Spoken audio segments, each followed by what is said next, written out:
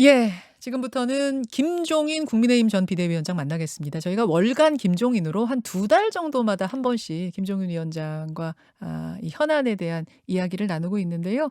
오늘도 김종인 위원장의 이 현안에 대한 이야기, 생각 함께 나눠 보려고 합니다. 자, 지금부터 김종인 전 비대위원장 만나보시죠. 김종인 전 비대위원장님 안녕하세요. 네, 안녕하세요. 예. 건강하셨습니까? 예, 예. 또 이렇게 계절이 한 계절이 같네요. 글쎄요. 이제 서늘한 가을이 돌아오는 것 같아요. 그렇습니다. 저희가 한 달 만에 이렇게 다시 만났는데 그 사이에도 참 많은 일이 있었어요. 글쎄요. 정치 상황이 뭐 상당히 좀 나쁜 면이 얘기하면 상당히 혼란스러워진 것 같아요. 저도 혼란스러움을 느끼는데 정치 고수 김종인 위원장도 혼란스러우세요? 아니 그러니까 우리나라의 무슨 참 병폐라고 나는 생각을 하는데 최근에 나타난 현상은 뭐 앞으로 어떻게 규명이 될지 모르지만 실체가 불분명한 것 같고 그게 과연 명확하게 그게 뭐 법적으로 해결이 될 수 있을 것인지 거기에 대해서 굉장히 회의적이고 또 경우에 따라서는 이거 하나의 해프닝으로 끝날 수도 있고 이제 그런 것 같아요. 지금 그 윤석열 검찰의 이른바 고발 사주 의혹 그 말씀을 하신 거예요. 그렇죠. 전국이 그야말로 회오리 속으로 지금 들어가 있는 상태입니다. 무슨 뭐 회오리라고는 뭐 할 생각할 필요가 없을 것 같고 어허. 약간 이 대통령 선거를 앞두고 옛날과 같은 패턴이 다시 한번 반복되지 않느냐 하는 생각이 들어요. 옛날과 같은 패턴이라면 어떤 게 떠오르시는 걸까요? 예를 들어서 뭐 1997년 대선을 앞두고 네. 뭐 김대중 당시의 후보의 비자금액에서 검찰이 수사해야 되느냐 안 되느냐 하는 뭐 그런 데서부터 또 저 예전에 이해창 후보 2002년 대선 때 무슨 김대엽 사건이니 뭐 이런 것들이 많이 있지 않았어요. 있었죠. 근데 제가 보기에 그 자체가 뭐 대통령 선거에 크게 영향도 미치지 못해요. 그런데 마치 그게 대단히 큰 영향을 미칠 거라고 이렇게 착각들하는 사람들이 많다고. 근데 이번 건 같은 경우에는 한 검사, 대검의 수사정보정책관이라는 한 검사가 김웅 의원, 현직 그 당시 후보였습니다. 총선 후보에게 고발장을 보낸 그 실체가 있는 거 아닌가요? 아니 뭐 있는지 없는지 난 모르겠어요. 그거는 나중에 이제 법적으로 판명이 될 거라고 생각하지. 예, 예. 현재까지 나타난 상황을 보면은 예, 고발장을 만들어서 줬다는 사람은 자기는 그런 적이 없다고 지금 없다고 하고 주장을 있죠. 하고 손준성 있는 검사. 거고 또 그 고발장을 받아서 전달하는 사람은 애매모호하게 무슨 기억이 안 난다는 이상한 소리를 하고 있고 예. 그렇기 때문에 그 실체를 정확하게 파악하지 못하는 이상은 뭐라고 얘기를 할 수가 없어요. 그 말씀은 대선은 내년 3월인데 그 안에 이게 어떤 결론을 내면서 대선에 영향을 미치겠는가? 그러기 쉽지 않다고 보시는 거예요? 내가 보기엔 뭐 그게 결론이 쉽게 나겠어요. 지금 뭐 수사를 시작했다고 그러지만 예. 그 수사가 되고 그다음에 나중에 뭐 재판도 해야 되고 할 예. 텐데 그 기간이 뭐 한두 달 사이에 끝날 것도 아니고 꽤 오래 갈 수 있죠. 네. 꽤 오래 가기 때문에 윤석열 후보에게 계속 영향을 주면서 지지율을 떨어뜨리지 않겠느냐 이렇게 보는 눈도 내가 많은데요. 보기 현재 나타난 상황을 놓고 볼 것 같으면 별로 크게 영향이 없는 것 같아. 이제 우리 국민들도 그런 걸 하도 많이 겪어봐서 예. 야 이거 왜 갑자기 또 선거 얼마 안 지나고 이런 짓이 벌어지는구나 하는 이런 판단도 없을 거 아니에요. 근데 이번 건 같은 경우에는 정말로 현직 검사가 야당에다가 검찰총장을 이 피해당한 것에 대해 고발해달라고 시킨 게 사실이라면 이건 보통 일은 아니 아니잖아요. 글쎄 그게 사실이라면 문제가 되겠지만 나는 그게 상식적으로 그런 일이 벌어질 수 있었겠느냐는 이런 생각을 해요. 총선을 앞두고 검찰총장이 정상적인 사고를 하는 사람은 과연 그런 짓을 할 수가 없을 거예요. 그때 정황을 볼 때 그런 일이 이루어지기가 어려웠었다. 그 내가 보기에 것이라는 그런 정도로 판단. 이렇게 판단 능력이 없는 사람이라고 난 보질 않아요. 자, 이제 뭐 수사에 들어갔다고 하니까 그 수사 결과는 좀 보도록 하고요. 그나저나 이 사건에서 좀 뜬금없이 등장한 이름이 있어요. 박지원 국정원장. 글쎄요, 그 사람도 우연히 말이지. 같이 무슨 계기가 돼서 했는지 모르지만 진짜 밥만 먹은 거면은 이거 굉장히 억울한 일이고 박지원 원장 글쎄, 입장에서는 억울하니까 이제 박지원 국정원장도 상당히 흥분되게 지금 반응을 하는 것 같아. 잠자는 호랑이 꼬리를 밟지 마라. 나 윤석열 총장에 대해서 아는 거 많다. 국정원장이 그런 거 정도 가지고서 그렇게 즉흥적인 반응을 보이는 것이 나는 옳지 않다고 봐. 사람이 자기 어떠한 위치에 있느냐를 생각을 해야 돼. 난 예를 들어서 국정원장 반응도 그렇고 지금 윤석열 후보도 그 얘기가 나설 적에 기자회견 해가지고서 참 개강된 목소리로 얘기하는 걸 보면 예. 그것도 좀 잘못되지 않았나 이렇게 생각하는 아, 그 격앙되게 하는 반응도 거예요. 좀 왜 그렇게? 아, 이게 정치인 특히 대통령까지 하려고 보시는 사람들은 좀 약간의 좀 어려운 상황에서도 참고 견디는 그러한 모습이 보여져야지 국민이 안도를 하게 되는 거지. 아, 어느 상황에 대해서 즉흥적인 반응을 그렇게 세게 보일 것 같으면 국민들이 상당히 불안해할 수밖에 없어요. 그렇게 보시는군요. 감정 컨트롤이 돼야 된다는 이제 그런 말씀으로 들립니다. 만약 윤석열 당시 총장이 이거를 사주했다는 어떤 근거 같은 게 혹시 나오면 대선 전에 이러면은 사실상 선거는 뭐 끝났다고 봐야 되는 거죠?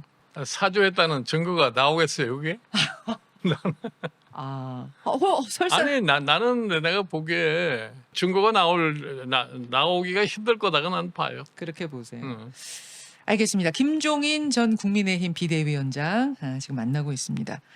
그나저나 국민의힘 대선 예비후보 1차 컷오프 결과가 나왔습니다. 12명 중에 8명 추리는 거니까 뭐 큰 이변은 없었어요. 다만 최근에 여론조사 지표를 쭉 보면 말이죠. 홍준표 후보의 약진이 두드러집니다. 불과 한 달 전까지만 해도 홍준표 후보 지지율이 윤석열 후보 지지율하고 차이가 컸거든요. 근데 어떻게 불과 한 달 만에 이렇게 비슷한 수준까지 갔어요? 그러니까 그거는 이제 더 두고 봐야 알겠지만 예. 이제 내가 보기에 과연 이것이 지속이 될 거냐 안 될 거냐는 더 두고 볼 필요가 있을 것 같아요. 아, 조금 두고 봐야 돼. 보통 근데 여론조사는 추이가 중요하다 그러잖아요. 그 추이를 보면은 계속 상승세를 탈 것 같은. 여론조사 추이라는 거는 가다가도 다시 또 까꿀로 가고 하는 거니까. 근데 홍준표 후보의 이 지지율이 올라가는 그걸 보면은 무야홍이라고 혹시 들어보셨어요? 아니 예전에? 그러니까 우리가 여론조사를 그런 내가 보면은 현재로서 결과에서 뭐 윤석열 후보가 1위고 지금 홍준표 후보가 2위인데 격차가 굉장히 작다 하는 이런 측면에서 뭐가 굉장히 크게 변화했다고 생각하지만 나는 그렇게 변화됐다고 생각하지 않아요. 왜 그렇게 보실까요? 결과적으로 지금 보면은 뭐 최근에 여러 가지 뭐 역선택 이런 정도 이렇게 얘기가 했지만 이번에 이제 80%를 반영하는 일반 여론조사라는 것은 뭐 모든 사람이 다 참여했던 거기 때문에 예. 민주당 지지자들의 보면은 홍준표 뭐 35% 윤석열 4% 정도로 나오는 거 아니에요? 아, 민주당 지지자만 놓고 할 경우에는. 그러면 그게 지금 섞여서 지금 여론조사가 된 거니까. 아, 그럼 이번 그러니까 이런 정도의 예. 지금 그 자체가 이렇게 대단히 뭐 좀 심각하게 보지는. 지금 1차 컷오프의 득표율이 얼마인지는 공개는 안 됐습니다. 아마 김종인 위원장은 정보를 좀 가지고 계시는 것 같은데 네. 뭐 알겠습니다. 그 차이가 크지 않은 것으로 알고 있다. 그것은 혹시 역선택이 반영된 건 아니냐 이런 분석. 반영될 수도 꼭 그렇다는 것이 아니라 그런 것도 우리가 생각을 해보고서 생각을 해야 한다. 판단을 해라 이런. 그 얘기는 홍준표 후보가 이게 마냥 좋아만 하고 안심하고 있을 상황도 아니라는 말씀이에요. 근데 또 이렇게 보면은 윤석열 후보가 뭐 홍준표 후보가 어떻게 추격을 해오든지 이 당해내지 못할 만큼 강하게 쭉 올라갔으면 되는데 보면 지금 주춤주춤하고 그러니까 떨어지는 추세예요. 이런 결과를 갖고 보면은 예. 이제는 윤석열 캠프 쪽도 좀 긴장이 돼가지고 그동안 뭐가 제대로 잘못돼 가지고서 지지율이 이게 스태그네이트 하고 있느냐를 다 판단할 것 같으면 지금서부터 뭐 새로운 어떤 요법을 갖다 쓸 수 있는 계기가 되지 않았나 봐요. 윤석열 후보는 왜 입당하고 나서 조금 오른 다음에 이렇게 정체 내지는 하락하고 있을까요? 난 당연히 윤석열 후보가 입당을 하면은 지지도가 떨어질 거라고 내가 미리 생각을 한 거예요. 그때 그렇게 그래서 얘기하셨었어요. 내가 그래서 예. 입당을 하지 말라고 내가 자꾸 그런 거 아니에요. 지금 입당을 했기 때문에 쌍방에서 공격을 받고 있는 거란 말이에요. 여당 측도 공격을 하고 이 국민의힘 내부에서도 경쟁자들한테 공격을 받고. 이렇게 될 줄 아셨어요? 당연한 거죠. 이거를 모르고서 저희 입당을 했다 그러면 진짜 정치를 너무 모른다는 거지. 근데 입당을 안 할 수도 없었던 것이 그때 바깥에 공격이 워낙 여러 가지가 많았기 때문에 당 차원에서 좀 이걸 방어해주지 않겠느냐, 전문가들이 붙어야 되지 않겠느냐, 뭐 이런 거였거든요. 그거는 당에서는 일방적인 얘기지. 당에서 뭘 도와줄 거예요. 아니 그때만 해도 이준석 대표가 비단 주머니 3개 가지고 내가 준비하고 있다. 아니 그거는 이준석 대표 얘기지 자기가 비단 주머니가 어디 있어요? 아, 어? 그 비책이 있다는 얘기 아니었어요? 비책이 무슨 비책이 있어요? 국민의힘은 분명히 득이 된 게 맞지만 윤석열 후보로서는 이게 좋은 판단이 아니었다고 여전히 생각하고 계시는군요. 그러죠. 그때 저랑 몇 달 전에 인터뷰하실 때 뭐라고 하셨냐면 파리 때 끼는 걸 조심해야 된다. 어떤 사람이 지지율이 훅 오르고 나면은 분명히 뭔가를 주워 먹으려는 파리 때들이 낄 거다 그러셨는데 지금 좀 어떻습니까? 아니 그러니까 3월 말인가 인터뷰할 때 그래서 예. 3월 26일인가 그럴 것 같은데 다 기억하세요. 예? 그게 이제 그때는 예를 들어서 음식이 맛있으면은 파리가 많이 모이게 돼 있잖아요. 그때 초반에 좀 뭐 캠프도 출렁출렁하고 그랬습니다만 지금은 그래도 당 안에 들어가서 오래 정치한 사람들도 같이 합류하고 해서 안정적이 된 건 아닌가요? 오래 정치한 사람이라고 특별하게 무슨 재주가 있는 거 아니에요. 하하. 그렇습니까? 예, 여전히 좀 파리 때 정리는 안 됐나요? 아니지 정리가 되고 안 되고 지금 어차피 들어와 있는 사람은 어떻게 몰아낼 수는 없으니까 그대로 좀 끌고 가는 거지. 이번 이제 고발 사주 의혹 뭐 이런 것들로 이 곤란을 겪으면서 윤석열 캠프에서는 김종인 전 위원장을 지금이라도 영입을 해야 되는 거, 모셔야 되는 거 아니냐 이런 목소리도 나오고 있다는데 혹시 연락 받으셨어요? 내가 엊그저께까지 한 몇 달 됐지만 내가 국민의힘을 대표해서 온 사람이 지금 경선 과정에 내가 어느 캠프에 내가 갈 수 있겠어요, 그게? 만약 윤석열 후보가 당에 안 들어가고 제3지대에서 뭐 이런 일을 겪으면서 도와주십시오 했다면 그때는 도우셨을 수 있을까요? 그건 별개의 상황이죠. 당과 관계가 없으니까. 그랬다면은 모르겠다. 그렇지만 지금은 어렵다. 아무리 손 내밀어도. 네.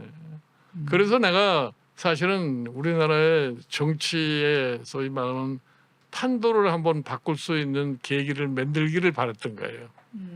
실질적으로 우리 지금 유권자들이 지금 뭐 민주당이나 국민의힘에 대해서 그렇게 큰 기대를 갖지를 않고 있잖아요. 네. 그러니까 새로운 시도를 한번 해봐라 말이야. 그리고 본인 스스로가 자기가 만든 여하간에 뭐 추미애하고 싸움 때문에 그렇게 했지만 자기가 만든 지지도 아니에요. 그렇죠. 그거를 유지하면서 더 확장시키려고 하는 애를 써야지. 왜 쓸데없이 그냥 무슨 당에 끼웃거리는 그런 모습을 보이느냐 이거예요. 그 얘기를 좀 윤석열 후보 만나서 해보시지 그러셨어요. 전에. 언제? 그 당에 들어가기 전에 같이 제3지대 해보자. 아니야. 나는 윤석열 후보가 3월 4일 날 사표를 냈는데 네. 그 이후에 내가 그 사람을 몇 달 동안을 접촉해 본 적이 없어요. 그러니까 이 사람이 6월 29일 날인가 소위 대통령 되겠다는 선언을 했죠. 네. 그러고 난 다음에 독자적으로 갈 것 같은 그런 모습을 보이다가 뭐 7월 말 이렇게 들어와서 갑자기 7월 30일 날 입당. 입당을 했는데 솔직히 해서 그날 아침에 나한테 전화를 했더라고요. 입당하는 날 아침이요. 그러니까 내가 첫 마디에 뭐라냐면 입당을 서두르지 말아라 그랬어요. 그리고서 전화를 끊었는데 그러고서 한 2시간 만에 입당을 해버리더라고. 그럼 전화했을 때 저 오늘 입당하려고 합니다라는 얘기를 윤 후보가 안 했습니까? 아니요, 그 얘기를 나한테 그런 얘기도 하지도 않았어요. 그래 나중에 들으니까 그 얘기를 하려고 전화를 했는데 예. 내가 서두르지 말라고 그러니까 얘기를 할 수가 없어서 못 했다는 거예요. 오늘 입당합니다 하고 미리 말씀을 드리려고 했는데 하지 말라 그러시니까 그 말을 못 꺼냈군요. 그런 것 같아요. 그때 그날 아침 내 말을 들었어야 된다. 들었어야 됐다. 그 말씀이세요. 나는 그래서 뭐 본인들이 알아서 하는 일이니까 내가 더 이상 거기에 대해서 뭐 얘기할 필요도 없는 거고 일단 이제 입당을 했기 때문에 이제는 뭐 다시 되돌릴 수도 없는 상황이니까 현 상황에서 그러면 어떻게 처신을 해서 지지도를 더 확대를 해서 후보가 되느냐는 이제 본인의 앞으로의 노력에 달려 있는 것이죠. 예, 뭐 상황은 이렇게 됐으니 이제부터 잘 이 난관을 헤쳐나가라 그런 조언이세요. 그럼 10월 초 2차 컷오프 여기서 이제 4명으로 추려지는데 누가 될 걸로 예상하십니까? 4명? 그러니까 내가 보기에는 뭐 윤석열, 홍준표, 그다음에 유승민, 뭐 이런 순서에 그다음에 네 번째는 누가 될는지 모르겠어. 아. 최재형 후보가 원래 빅3였는데 최재형 후보 이름은 지금 선뜻 말씀을 안 하시네요. 최근에 와서 이제 최재형 후보가 캠프도 해체해 버렸다며. 캠프 해체했습니다. 자기 나름대로 독자성을 한번 다시 발휘해 보겠다는 생각을 하는 거죠. 아, 캠프가 결국 실패해서 해체했다고 보시는 거예요? 그렇다고 보는 거죠. 그렇다고 보세요. 그럼 만약 뭐 다시 좀 정비 잘해가지고 혼자 뛰거나 혹은 뭐 조그맣게라도 뭘 차려갖고 뛴다면 반전이 있겠습니까? 뭐 큰 반전이야 뭐 있겠어요, 그게. 지금. 알겠습니다. 이렇게 되면은 최재형 후보가 혹시 윤석열 후보랑 단일화할 가능성도 있다고 보세요? 내가 보기에는 뭐 결국 가서 이 최재형 후보는 뭐 본인 스스로가 대통령을 내가 자기가 아니면 안 되겠다는 그런 집념을 가졌다고는 안 생각해요. 그러니까 대국적인 견제에서 정권 교체를 하려면은 어떻게 자기가 처신해야 될 거라고 하는 것에 대해서는 나는 합리적인 판단을 하리라고 봐요. 그렇게 보시는군요. 결국 그것도 그 시점이라든지 뭐 그 결심도 지지율에 따르겠군요. 아무 그런 네, 거죠. 그렇겠죠. 아니 틀리셔도 괜찮고 뭐 그냥 저는 만나는 인터뷰하는 분들마다 여쭤보는 거니까 여쭙습니다. 최종적으로 누가 본선 올라갈 것 같으세요? 본선에 예, 국민의힘에서 그렇죠. 예, 그걸 내가 지금 경선하는 과정에 있는 사람들 놓고 그렇게 얘기를 해서 할 수가 없는 거지. 청기 누설인가요? 응. 또 마음속으로 이 사람이 되겠다는 건 있으십니까? 내가 보기에는 나는 내가 내 상식으로 판단하고 우리나라 전반적인 이렇게 흐름을 놓고 보면은 되게 어떻게 결정이 날 거라는 거는 내가 머릿속에 감을 가지고 있는데 그거 지금은 얘기할 수가 없어. 여당은요? 여당은 어떻습니까? 민주당. 여당의 경우는 뭐 지금 뭐 이재명 후보가 과반을 넘겨가지고 있고 두 번째 이낙연 후보고 한 20% 정도의 차이가 있는데 네. 거기는 뭐 결선 투표자가 있다고 그러니까 지금 그게 지금 나머지 이낙연 후보가 아주 극약 처방을 해서 의원직까지 이제 버려버렸으니까 예. 그것이 이제 지금 나머지 있는 경선에서 어떻게 작용을 하느냐에 따라서 이제 결정이 되리라고 생각하는데 여간에 지금 현재로서는 이재명 씨가 제일 유력하지 않나 이렇게 봐요. 그렇죠. 이변이 없는 한은 이제 뭐 이재명 후보라는 이야기고 만약 결선까지 가게 되면 네. 그때는 좀 달라질 수도 있다고 그러니까 보세요. 결선까지 가게 되면 판이 어떻게 뒤집어질지 몰라요. 아 몰라요. 네. 아, 이렇게 차이가 많이 났는데도 그래도 그래요. 아, 정치가 원래 그래요. 네. 그러니까 이낙연 후보가 의원직까지 던졌군요. 그러니까 최종적인 수단을 사용한 거죠 지금. 그야말로 극약 처방. 예를 들어서 우리가 예. 1971년도에 대통령 선거 민주당 경선을 보면은 김영삼, 김대중 그다음에 이철승 세 사람이서 했는데 김영삼 씨가 1차 투표에서는 아주 가장 큰 차로도 앞서 있었단 말이에요. 네, 네. 그런데 결선 투표에 가서 결국은 김영삼 씨가 지고 김대중 씨가 된 거 말했잖아요.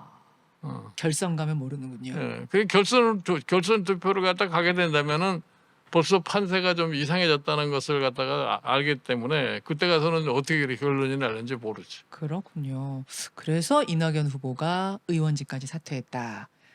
의원직을 던지면서 지금 종로가 보궐선거를 치르게 됐습니다. 대선 때 함께.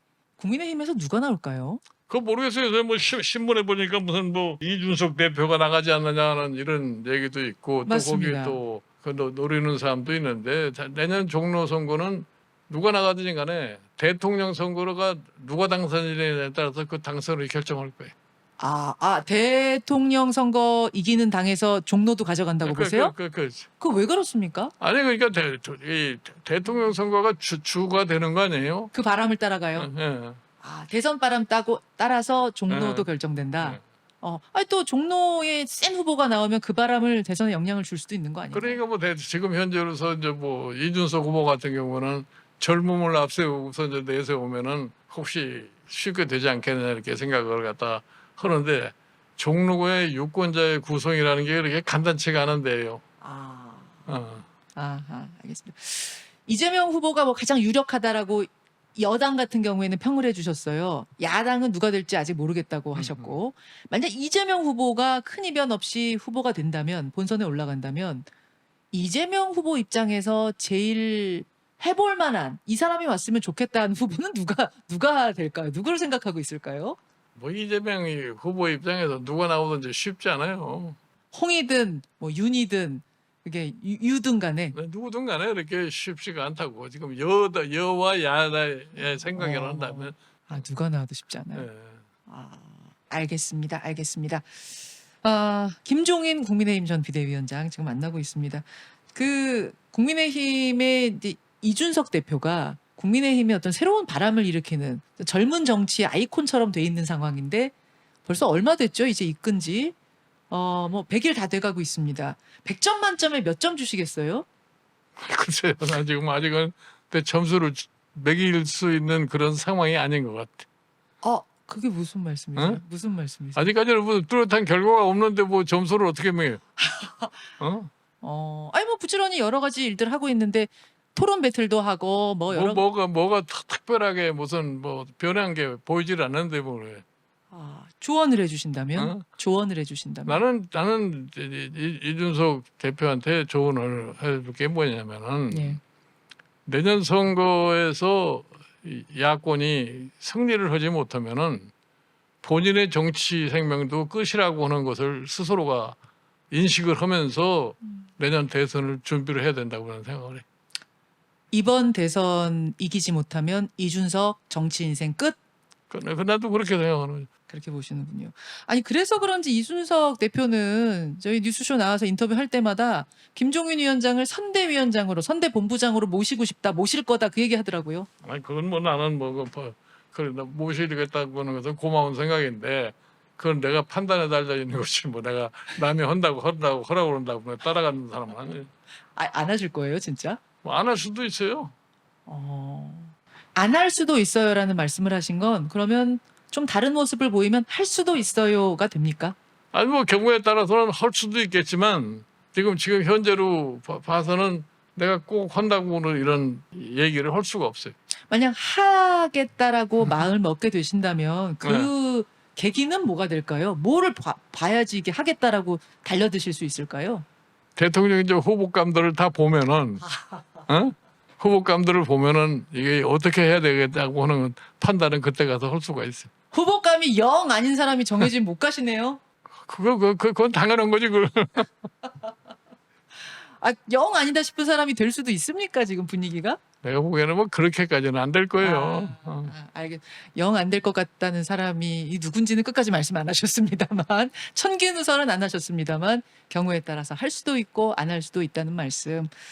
자, 월간 김종인처럼 지금 주기적으로 이 김종인 전 비대위원장의 고언을 듣고 있는데 이 시간을 기다리는 청취자들이 많으세요. 네. 청취자들께 한 말씀 하신다면요. 대선을 어떻게 바라봐야 되나 어떤 정치인을 골라야 되나 고민하는 유권자들이 많으세요. 나는 사실은 최근에 와서는 여론조사라고 하는 것이 대통령 선거를 결정하는데 중요한 역할을 갖다 하기 때문에 국민이 좀 냉정한 시각에서 판단을 해가지고서 그냥 분위기에 휩쓸려 가지고서 여론조사에 그냥 임하는 그런 자들은 나는 옳지 않다고 생각합니다. 뭐 여론조사가 지표로서 할 수는 있는 거지만 여론조사 그러니까 대세에 따라가지는 말아라. 소신 가지고 결정해라. 그런 말씀이신 거죠.